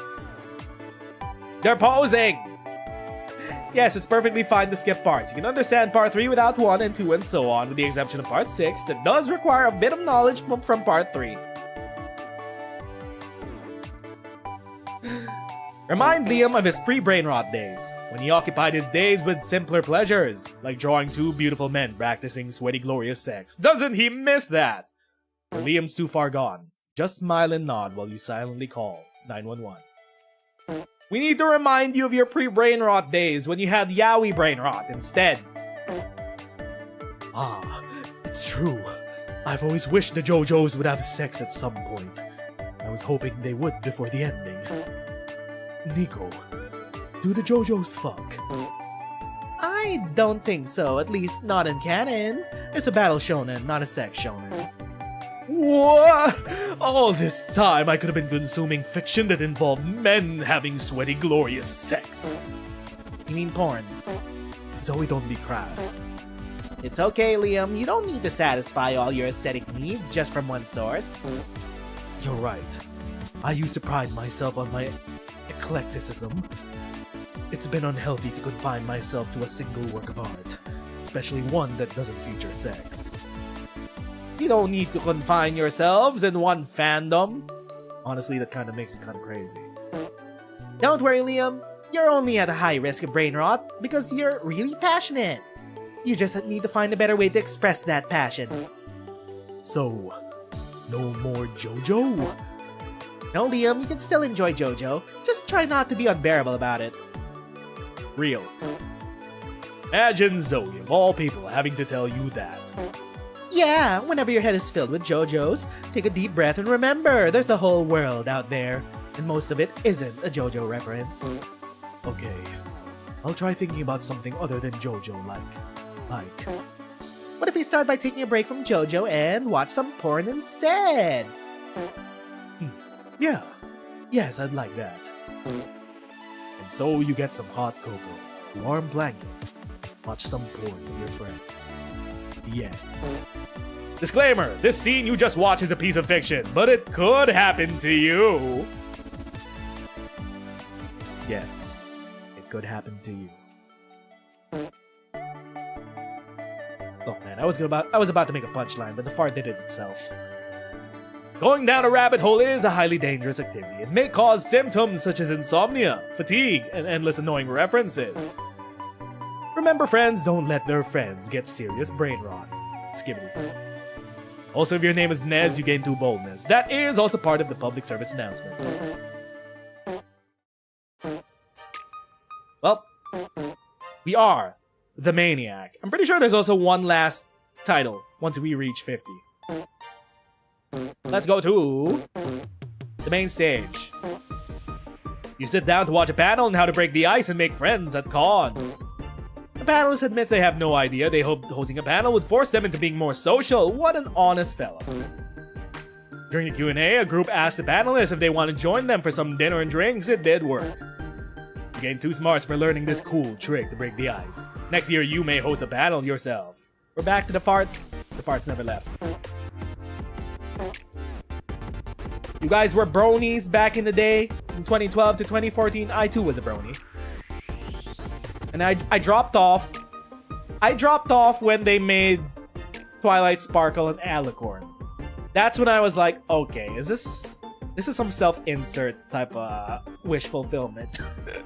When they made Twilight Sparkle and Alicorn, I was like, okay, the writing is kind of getting a bit self-inserty and cringe.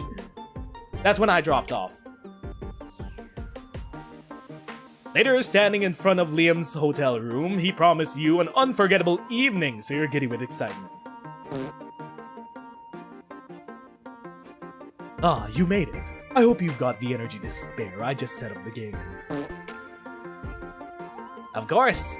Wait, we're playing a board game? Hey, this is no regular tabletop game, it's Tender Buttons, this year's winner at Erotic Board Game Awards. That sounds slightly more promising. You sit at the table and throw your dice together, eager to get the good part. You guys dropped off and your dad found out and made you feel weird? That's sad. You exposed a creep in the fandom, and then you got excommunicated? That's also cringe and sad. This whole plot line is a public service announcement on the brain rot of fandoms. I was an open brony in high school, but I was also... I don't know, man. I was also part of the so-called cool dance organization, so I kind of had a pass.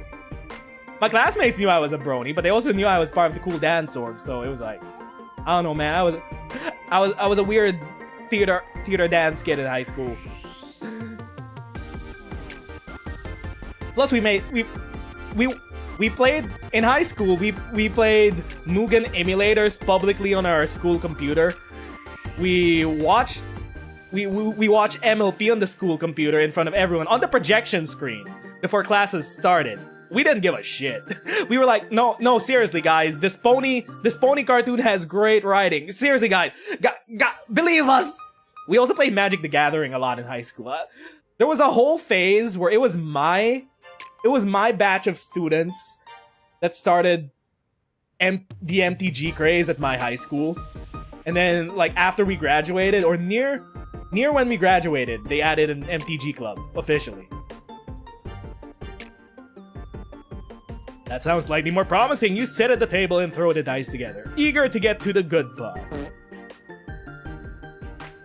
Lick an ear. Ready or not, here I come. No, wait. You can't perform the sexy action yet. As per the instruction manual, you must first take a conditions card. Reluctantly take one and read it. Earn 30 sexy coins to perform your sexy assigned action. You spend the next 15 minutes earning sexy coins. It involves an astoundingly unerotic amount of resource management and some time spent in sex jail. Alrighty, my turn. My erotic challenge card says, find out your sex challenger's favorite erogenous zone. Oh, finally. How are we gonna go about it? Trial and error? Ha, good one. Your intimacy meter is too low. I need at least 3 confession points before you can tell me. There's no need. I can tell you right now. Ah, sweet Neds. It's clear the instructions have gone over your head. Let me go over them again, slowly this time. You zone out immediately as Liam embarks on a thorough explanation of this erotic game. It can only be described as the most bizarre, reference, foreplay you've ever witnessed. There's only one way out of this and into Liam's heart. Beat this game and get sexy. Improve your bona fide board game skills. This feels like punishment, which means Liam probably gave you a safe word while explaining the rules. Rack your brain to remember it so you can also move on to a different activity. Subvert the rules by ending the game in an unexpected way. Eat all the game pieces. You'll also get to show off how much you can swallow. Which did we do last time? I forgot. I think we ate all the game pieces. So I think we go with the safe word this time. You close your eyes and focus, trying to snatch back some of Liam's words from your hazy memories. So you take a touch card and play your 2 sexy coins. Come on, you could do this. But you also lose your arousal bonus. Nothing, you're drawing a blank. You have to do the second best thing, which is shouting random nonsense Liam could use as a safe word. Blowtorch. What? Papaya. Are you okay? Honeycomb. Honeycomb. Oh, I see. You're trying to distract me while the foreplay timer is running out. Nice strategy, Nez, but you can't fool me. Poolside? Sure. Wait, how did you know? What? Liam turns over a card with the word poolside written on it. I had a foolproof strategy to win in 2 turns, but alas, you guessed my fantasy sex spot, which is an automatic win. The poolside. Hey, yo! I can't believe you bested me with your big brain tactics. Hats off to you, Nez. Anyway, rematch. You rush to place your hand over his. I have a better idea. Disaster averted! You gained 2 smarts because your big brain tactics finally turned this game into actual sex. Ayo! Sex before the after party! But you lose 2 creativity.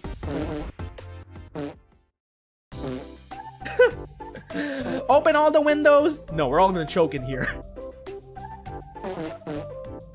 Let's go to... Let's keep choking. Actually, wait, no. Okay, fine. You're in front of the hotel. Out in fresh air. A taxi stops right in front of you because why else would you be standing there doing nothing? You're too embarrassed to tell the driver, so you get in and he takes you for a ride. Wow, this city's great. Skyscrapers, several neoplastism museums, suspicious holes in the ground. No wonder they set up the con here. This is truly one of the top cities worldwide.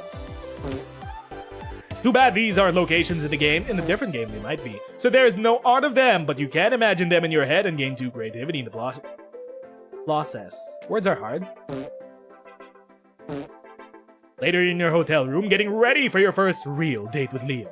He invited you to a fancy brewery. Ooh! I've never been to one of those. Actually, wait. I lied. I have. In Japan. Yeah, we visited a fancy brewery in Japan, actually. Oh, yeah. I forgot. You're gonna go to an audition for a play later tonight. Wish you luck. Break a leg, Jesse. What ancient god did we piss off to invoke the fart of Fartzilla? Shopkeep. Greetings, Nez. Ready to go to the Beatlery. Wait, I thought we were going to a brewery. Yeah, wait. Don't you mean the brewery? No, the Beatlery. It's an experimental restaurant that specializes in edible beetles, crickets, and other bugs. Liam? Liam? Bugs are protein of the future, you know. When climate change has killed off all the cows and chickens, you'll be happy I prepared your palate. Liam? Liam? Bugs? Okay, are you still down to drive us there? Actually, I had a better idea. I rented a tandem bicycle for us. Think of it.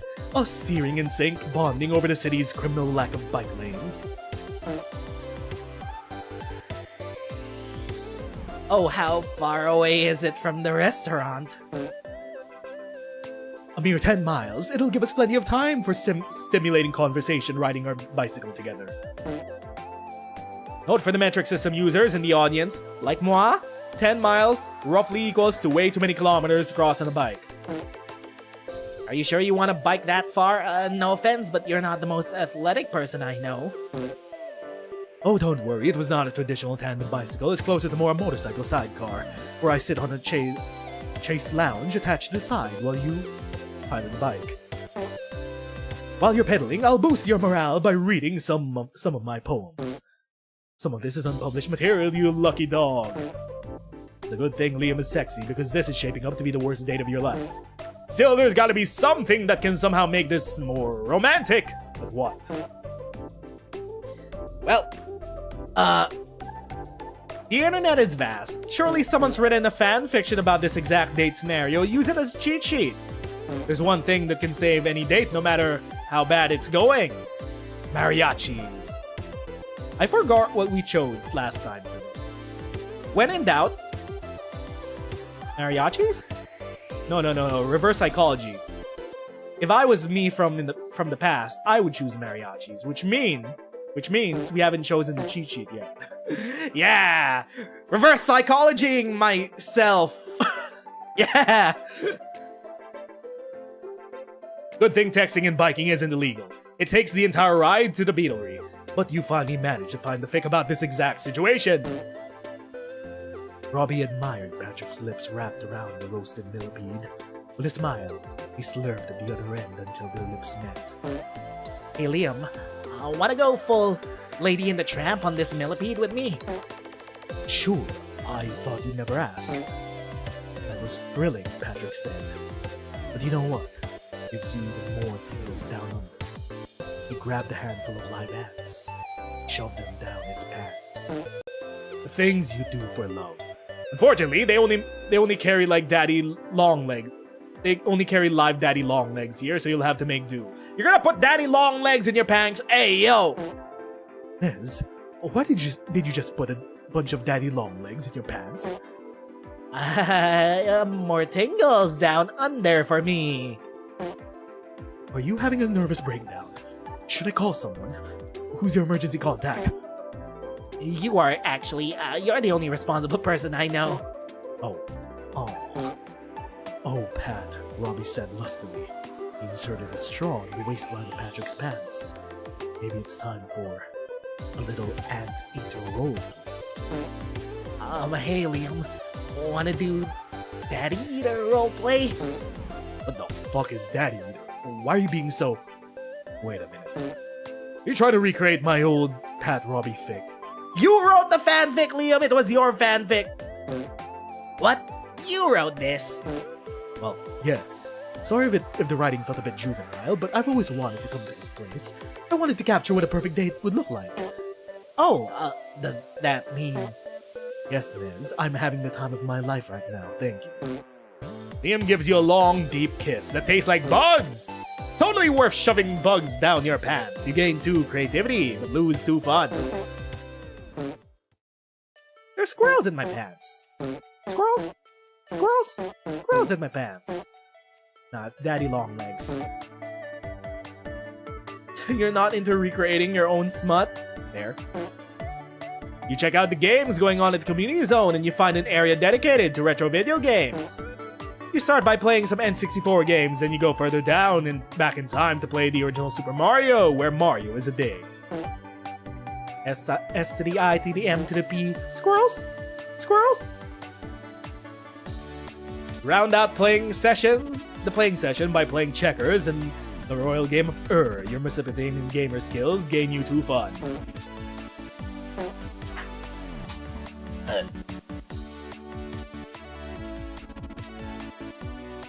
What else do you want me singing?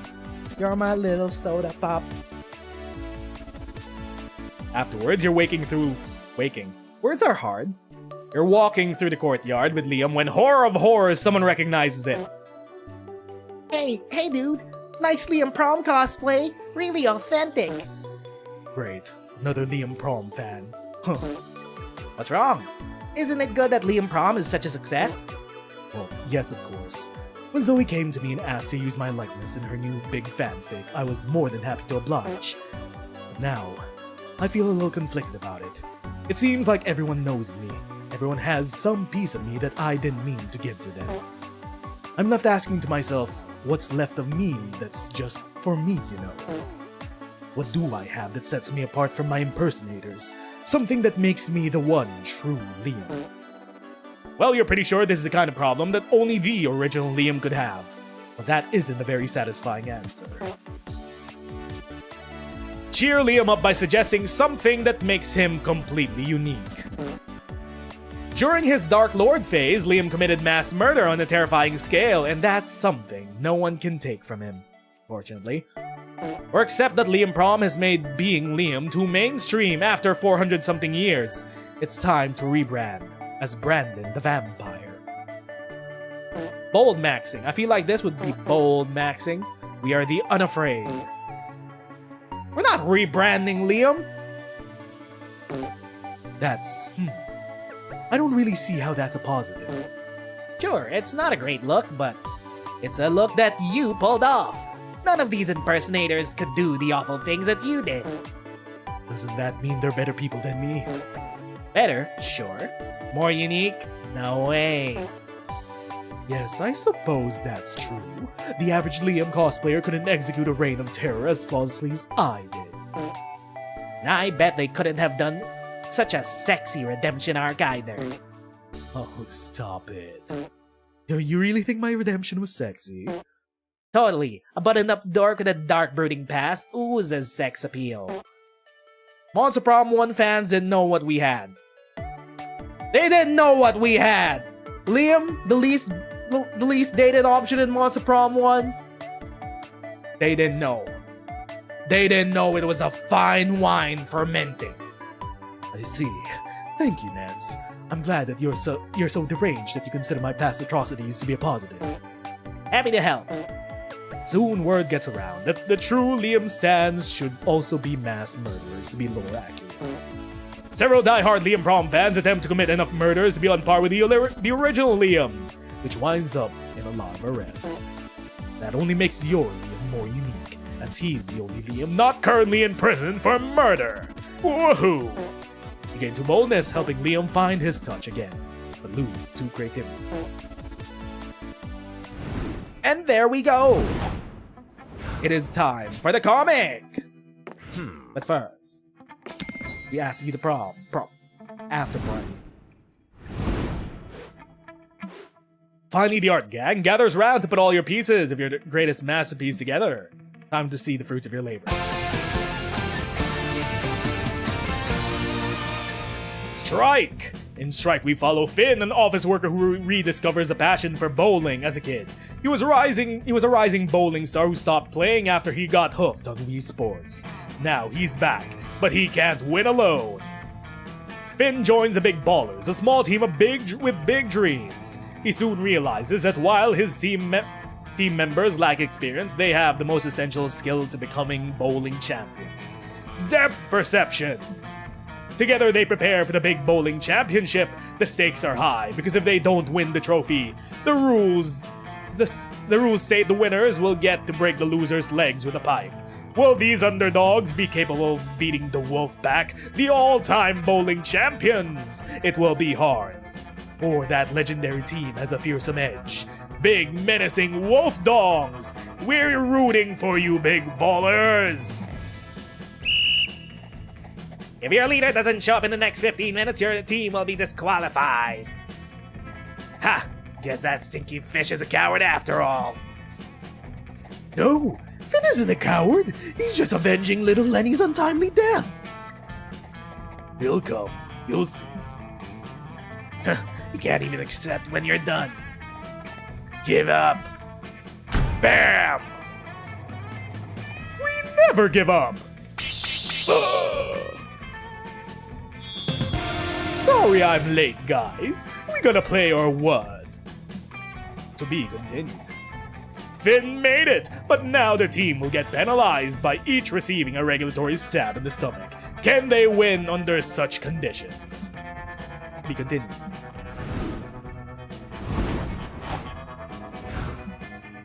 You track down Liam to ask him to go to the con after party with you. But it seems like he was looking for you too. Good day to you. Ah, Nez, here you are. I wanted to apologize for getting so intense about JOJO. You know, I can get very passionate when I get into a new thing. They call that autism. They call that a hyperfixation. I wouldn't know. Not me. Thinking about K-pop Demon Hunters 2 weeks in. And this wasn't even me at my worst. You should have seen me when I went through my Proushead phase. I would get so mad if people even considered skipping parts of the French words are hard. It's okay, Liam. Your passion is what I like about you. And at times, you even look kind of cute, getting all intense about JOJO. Just try not to cross the line that goes from passionate to insufferable, okay? Yeah, thanks for calling me out on that. Always.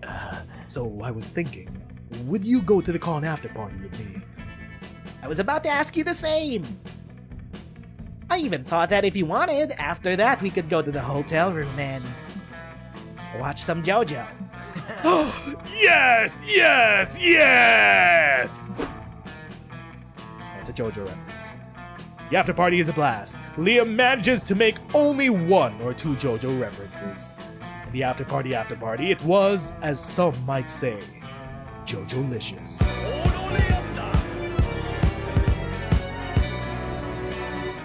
It's hella hard to follow the plot, but everything is so absurd. It's actually quite fun to watch. And above all, you enjoy spending time with Liam, sharing his passions. At one point, you stop watching to look at Liam. Entranced by the episode he has probably watched 4 times already. It's a treat to see him so focused, so handsome. For a moment you even feel like time has stopped. Zawardo. Zawardo! That was kind of sick. Might be my favorite plotline so far, actually. Kono Liam da! And before we knew it, the con has ended. It was just 4 days, but we can swear it felt like an entire lifetime. All sorts of misadventures took place, entire friendships blossomed, and we ourselves changed as people. The idea of going back to our day-to-day lives made us feel a bit disoriented. Promises were made of not growing apart, of meeting again soon. Still, we would lie if we said it didn't feel a bit sad to leave all that behind. But as each of us went our own way, we realized that wherever we went, these people would be there with us. And with that came a truth that to this day, we hold close to our hearts. That no matter where we were, we belong. It's a thought that still gives us warmth, that makes us feel once again, young and unafraid. And it reminds us, even as years go by, we will always be ready to start.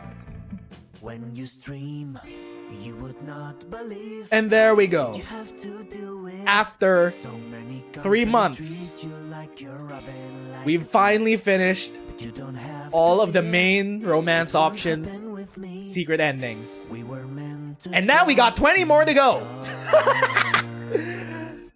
Oh, you thought it was over? There are 34 secret endings in this game. What now? We move on to next week. I think I'm only aware of one other non-main secret ending, and it's the ultimate Liam Prom secret ending. So I think bouncing off this week, it'll be fitting to do the ultimate Liam Prom ending next weekend. Just to cap things off with Liam. You came at the wrong time. Oh no, you missed the stream. Anyway, the boss gonna be here. Hello, August. We appreciate you being here regardless. There's also the guest endings. There's a lot of endings to go. Don't worry.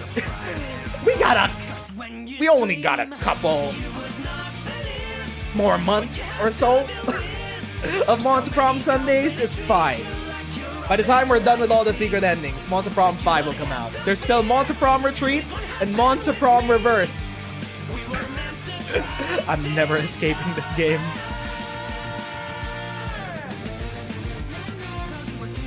Anyway, that is that.